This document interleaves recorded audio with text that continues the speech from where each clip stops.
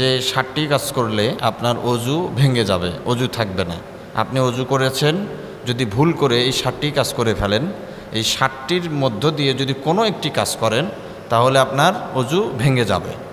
1 নম্বর, যে 60টি কাজের মধ্য থেকে যেটা 1 নম্বর, যে কাজটি করলে আপনার অজু ভেঙে যাবে, তার মধ্যে যে পায়খানা এবং পেশাবের রাস্তা 1 নম্বর এবং 2 নম্বর যেটাকে বলা হয়, পায়খানা এবং পেশাবের রাস্তা দিয়ে যদি আপনার মল ত্যাগ হয়, মল বের হয়, তাহলে আপনার অজু ভেঙে যাবে। 2 নম্বর, যে 60টি কাজের মধ্য থেকে 2য় নম্বর যে কাজ করলে আপনার অজু নষ্ট হয়ে যাবে, অজু ভেঙে যাবে।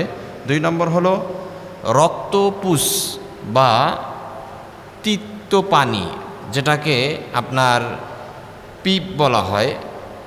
এই রক্তপুষ পানি যদি বের হয়ে গড়িয়ে পড়ে তাহলে অজু নষ্ট হয়ে যাবে, অজু ভেঙে যাবে, আপনার অজু থাকবে না, পুনরায় অজু করতে হবে। 3 নম্বর, মুখ ভরে বমি করা। যদি কোনো ব্যক্তি অজু করার পরে আবার সে যদি মুখ ভরিয়ে বমি করে তাহলে তার অজু নষ্ট হয়ে যাবে, অজু ভেঙে যাবে। 4 নম্বর, থুতুর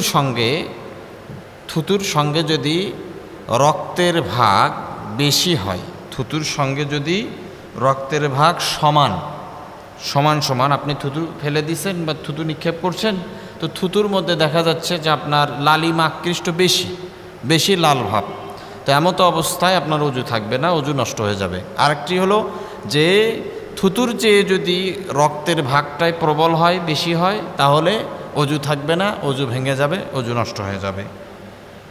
5 নম্বর, চিত বা কাত হয়ে হেলান দিয়ে ঘুম যাওয়া। আপনি অজু করেছেন, অজু করার পরে আপনি মসজিদে, এই যে মসজিদে আপনি হেলান দিয়েছেন, বা কাত হয়ে বা চিত হয়ে আপনি ঘুম গিয়েছেন, এমতো অবস্থায় আপনার অজু নষ্ট হয়ে যাবে, অজু ভেঙে যাবে, আপনার অজু থাকবে না, পুনরায় আবার অজু করতে হবে।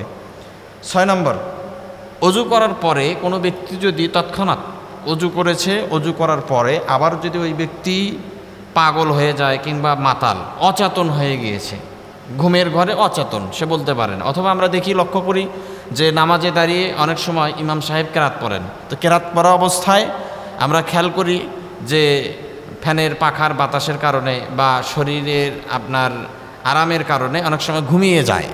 তো এই যে অচেতন হয়ে গেল ঘুমের কারণে এবং পাগল আর যদি মাতাল হয়, তাহলে ওই ব্যক্তির অজু নষ্ট হয়ে যাবে, অজু ভেঙে যাবে, অজু থাকবে না।